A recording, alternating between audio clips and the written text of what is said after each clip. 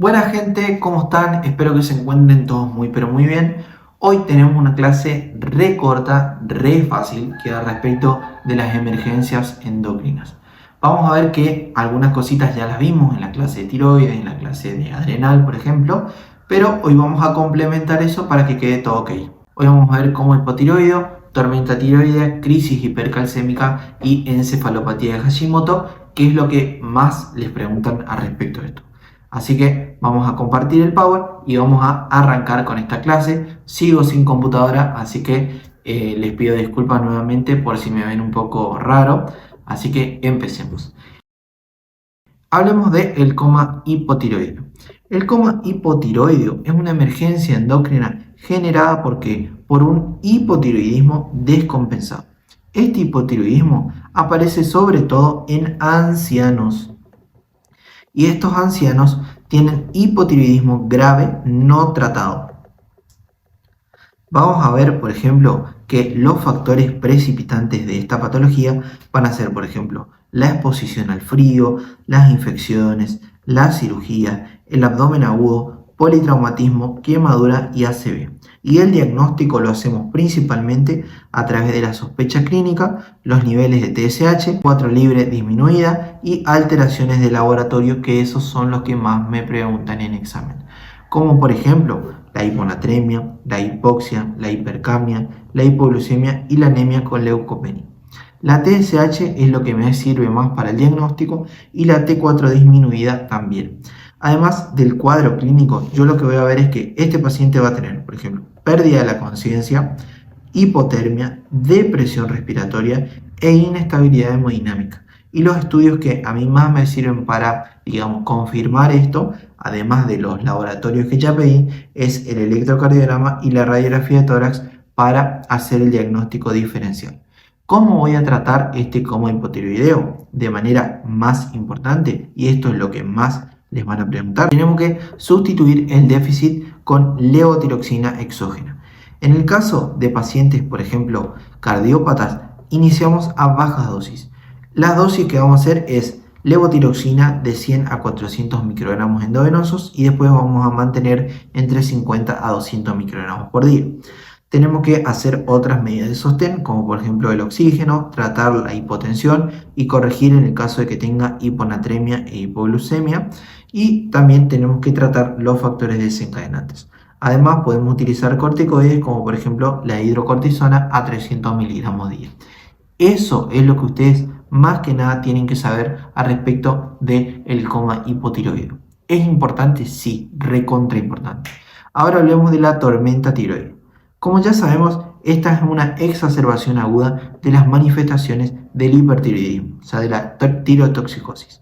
Vamos a tener, por ejemplo, manifestaciones de la clínica general, como por ejemplo fiebre, también voy a tener fatiga, después deshidratación e hipovolemia, alteraciones cardiovasculares, como por ejemplo una hipertensión arterial, vamos a tener, por ejemplo, taquicardia también. Puede venir hipotenso, obviamente. La taquicardia es principalmente sinusal, después puede, digamos, hacer una taquiarritmia, obviamente, principalmente una fibrilación auricular. Después puede venir, por ejemplo, digamos, después de esto, con una insuficiencia cardíaca y obviamente después evolucionar a una falla cardíaca aguda.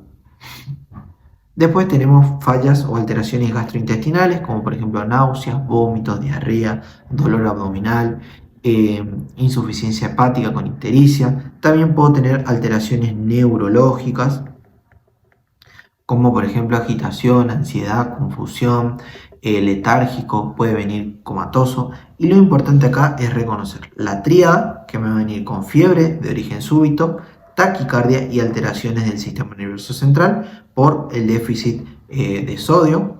Además, vamos a tener, por ejemplo, alteraciones en el estado del sensorio y lo que vendría a ser una sudoración excesiva. Esto es importante porque al profesora de cátedra, le gusta mucho. Y acá en Santo Tomé se vio, digamos que vio varias, entonces suele preguntar principalmente el tratamiento. El tratamiento se hace a través de la administración de beta bloqueantes, controlando los signos y síntomas adrenérgicos, obviamente. Tenemos que iniciarlo apenas hagamos el diagnóstico de la tirotoxicosis. Tionamidas, que es, digamos, nos sirve para bloquear la producción de hormonas tiroides, debe administrarse obviamente desde que inicia el cuadro. Acá lo que vamos a utilizar, por ejemplo, es el propiltiroacilo.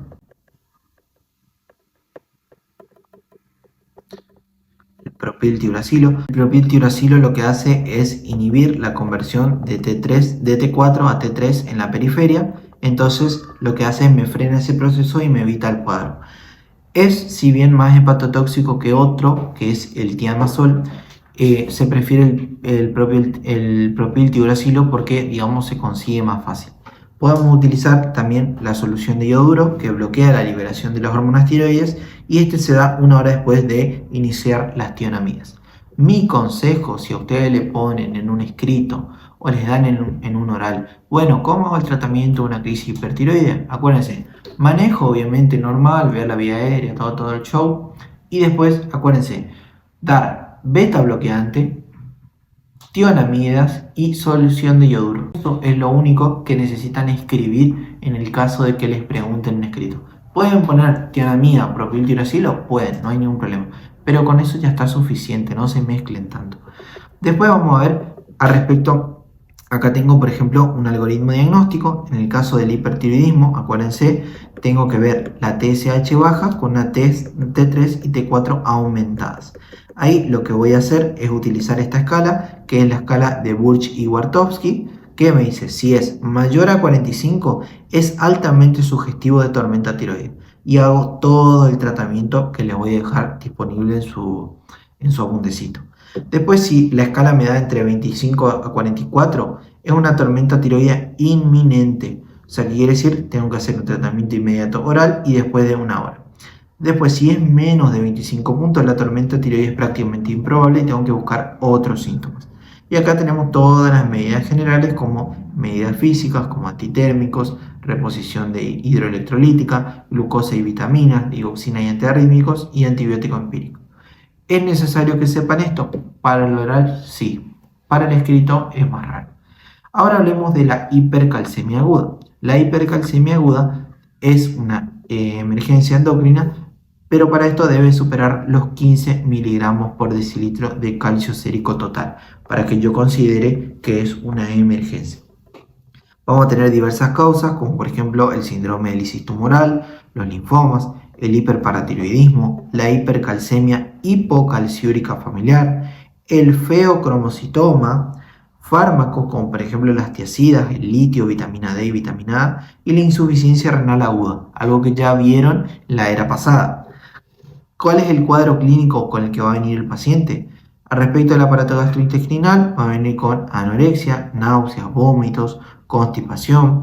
En el estado hemodinámico puede venir con deshidratación, hipertensión o hipotensión, arritmias, bradicardias. En el músculo esquelético, debilidad muscular, artralgias, mialgias.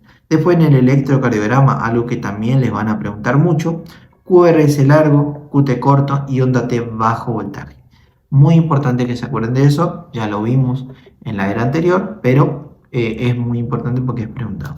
Y el tratamiento tengo que hacer monitoreo, hidratación, darle furosemida de 10 a 40 miligramos endovenoso cada 6 horas, más ácido zoledrónico de 4 a 5 miligramos, más calcitonina, más hidrocortisona. Con eso soluciona el cuadro. Si no, si persiste, ahí sí va a diálisis. Y chao, solucionamos el problema. Eso sería lo ideal, obviamente. Ahora, por último, vamos a hablar al respecto de la encefalopatía de Hashimoto.